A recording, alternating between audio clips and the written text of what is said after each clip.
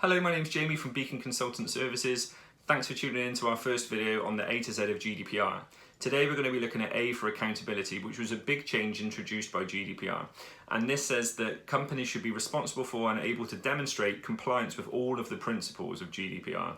Now you can do this through various technical and organisational measures being implemented across your organisation, and I'll go through a few of those now.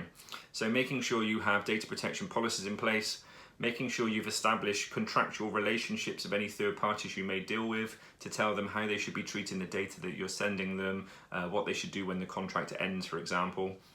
Mapping the data that you process as an organisation, so understanding where it flows, who you send it to, how long you keep it for example, and capturing that in a record of processing.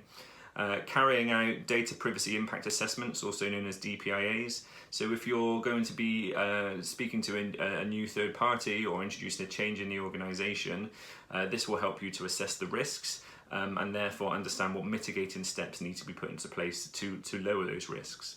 Looking at what security measures you have in an organisation as well. So the higher to the risk of processing that you're carrying out, the higher the security measures you put in place should be.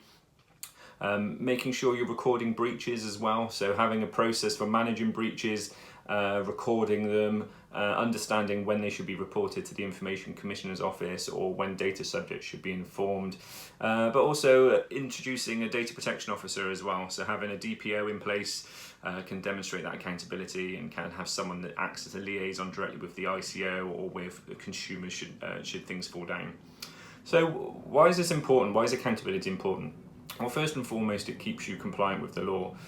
If you're being accountable, then you're going to be on the right side of the ICO, or you should be, unless things fall down. But it helps to build trust and loyalty with your customers and your employees as well. If you know exactly where the data is flowing through your organisation, if you're carrying out risk assessments and things like that, you're showing a level of responsibility that can build trust and can build loyalty with your customers. But what you also have is a whole batch of evidence, so should something go wrong and the Information Commissioner come knocking at your door, you have the evidence to support the decisions that you've made that's led you to a certain course of action. So is this a one-off or is this an ongoing activity is another question really. I think a lot of people, when accountability came along, may have, at the point of GDPR being implemented, just looked at what they needed to do then and there, assess the risks, etc., put their records of process in place.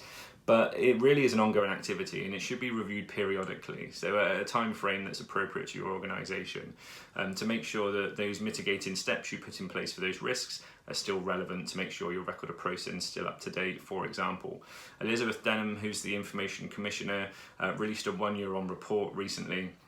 And she said the focus for the second year from the ICO's perspective is going to be around accountability. So making sure that companies comply and making sure that companies are demonstrating that accountability. So that's it in a nutshell anyway. Join us again for the next video, which will be on B for breaches.